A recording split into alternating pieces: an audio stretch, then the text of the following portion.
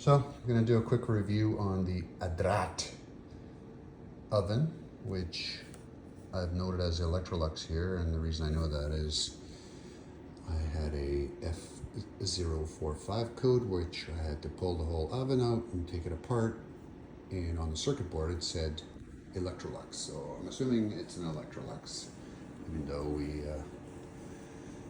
know we bought it at IKEA. So we bought this in 2021, so roughly 3 years old. Paid 1,500 Canadian plus or minus.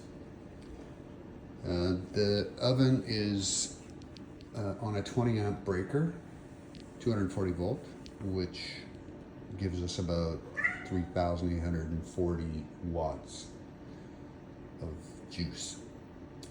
So I just put something in the oven and preheated it to 375, and that took 16 minutes and 40 seconds. So I do find it seems to take quite a while for the heat to get to a temperature, and that's only 375. So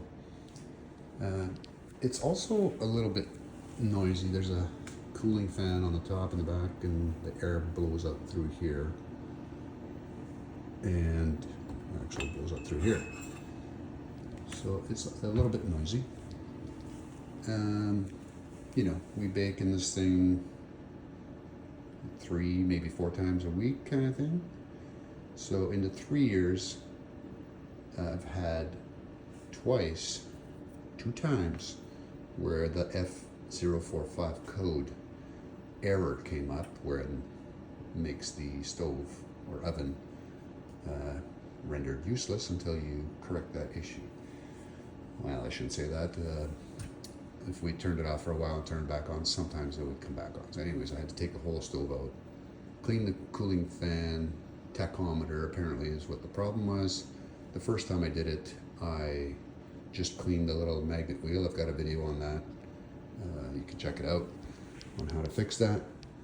So the first time I just cleaned the top magnet and put it all back together, and it worked for about 3 months. And then I got that code again, so I took it completely apart, took the fan right off and cleaned the fan itself. It seems like the grease collects on the fan as well as the tachometer magnet and sensor. So the first time I only cleaned the magnet. This time I cleaned the entire fan as well, so maybe that impedes the speed that it can turn because it's got grease on it.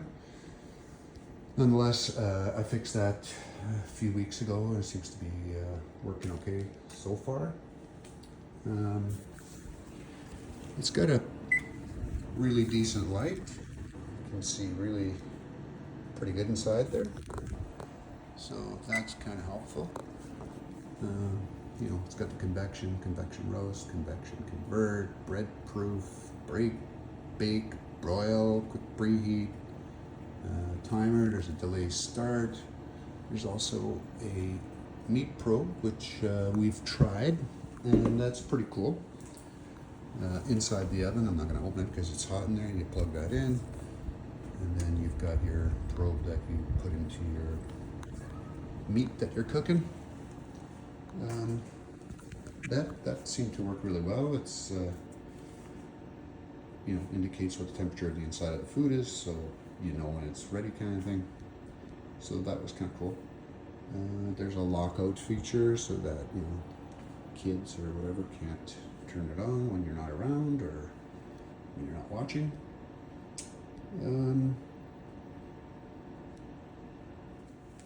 We've used the self-clean a few times. The bottom element is actually not visible. It's inside the body of the oven. Of course, the top, you see the broiling element there. So I generally try not to use self-clean that often. I clean it with mild detergent and no scouring pads or anything like that, because it takes hours for it to do its self-cleaning thing. It does work well, though. It just looks like ashes by the time you're done with your cleaning, self-cleaning. So overall, kind of disappointed that twice I've had an error code on this oven, which, you know, we don't use that often. We don't use it every day. You know, of course, past warranty, so you can't go back to the IKEA people and say, hey, what's up with this?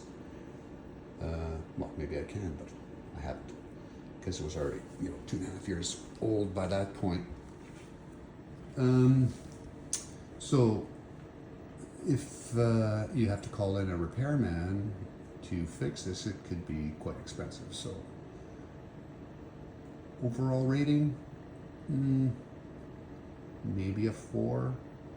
This is the first oven that we have. We typically have had, you know, the typical stove with the elements on the top, albeit glass on the top too, but, you know, it seemed like the other oven heated a lot quicker. This one, I don't know, seems to take quite a while, and it's only 20 amps in the oven, so it seems like pretty low power to get this heated up quickly. Obviously there's probably a reason for that, but yeah, disappointed in the codes for an oven that's not used all that much, and for the $1,500+, which might have been a sale price actually. So I don't know. Would I recommend this? Probably not. After the oven is done and you turn it off, the cooling fan keeps going for 15-20 minutes to dissipate the heat. So that's a little annoying as well. So anyways, that's my take on this oven. I'm not the grand chef in the household here, but you know, I do use it once in a while, and that's my take on it. I'd give it a 3, maybe 4 out of 10. Cheers.